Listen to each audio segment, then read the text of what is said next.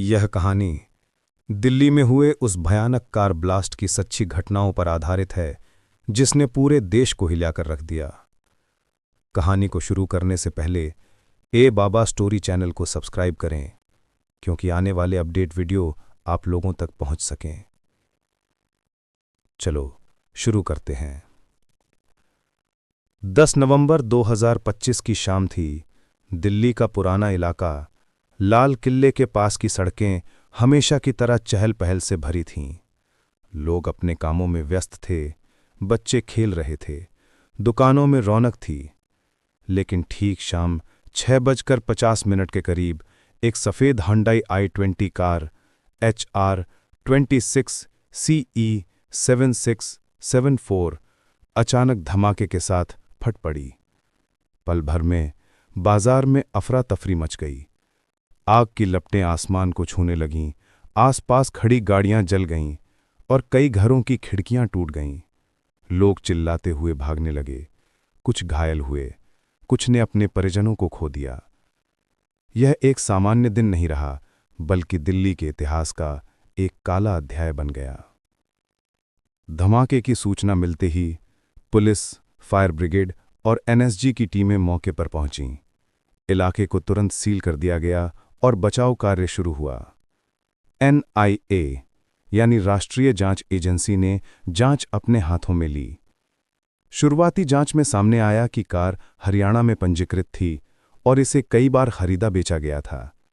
CCTV footage में car को लाल किले के आसपास घूमते हुए देखा गया। जांच में एक संदिग्ध नाम सामने आया, उमर मोहम्मद, जिसके कार से जुड़े दस्तावेज मिले। एजेंसियां यह पता लगाने में जुट गईं कि क्या यह हादसा किसी आतंकी साजिश का हिस्सा था या किसी बड़े प्लान की झलक।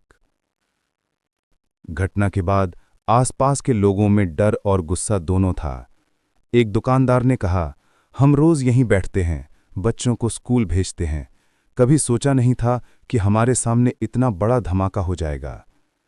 चारों तरफ पुलिस की गाड़ियां, मीडिया कैमरे और सुरक्षाकर्मियों की गहमागहमी थी। यह न सिर्फ एक हादसा था, बल्कि कई परिवारों के लिए जिंदगी का सबसे बुरा दिन बन गया। इस धमाके के बाद दिल्ली में सुरक्षा बढ़ा दी गई।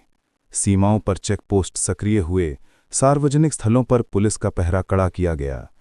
प्रधानमंत्री नरेंद्र मोदी ने कहा कि जो भी इस हमले के पीछे हैं, उन्हें किसी भी हालत में नहीं बख्शा जाएगा। अमेरिका, ब्रिटेन और अन्य देशों ने अपने नागरिकों के लिए सुरक्षा अलर्ट जारी किया। फिर भी इस भयावह घटना के बाद भी दिल्ली धीरे धीरे अपनी रफ्तार में लौट आई। लाल किला फिर से जगमगाया, बाजार खुले, लोग अपने जीवन में लौटने लगे। लेकिन उस शाम की आवाज़, वह धमाका, वह चीखें आज भी दिल्ली की हवा में गूंजती हैं। यह डॉक्यूमेंट्री सिर्फ एक विस्फोट की कहानी नहीं, बल्कि सवाल उठाती है कि क्या हमारी सुरक्षा व्यवस्थाएं पर्याप्त हैं? क्या हम सचमुच तैयार हैं ऐसी घटनाओं को रोकने के लिए? और सबसे ज़रूरी बात, क्या हम एक दूसरे के प्रति सतर्क और संवेदनशील हैं? इस कहानी का उद्देश्य केवल जानकारी देना नहीं, बल्कि चेतावनी देना है कि सुरक्षा किसी सरकार की नहीं, बल्कि हम सब की जिम्मेदारी है। हमें जागरूक रहना होगा, एकजुट रहना होगा और यह सुनिश्चित करना होगा कि ऐसा हादसा दोबारा ना हो। धन्यवाद।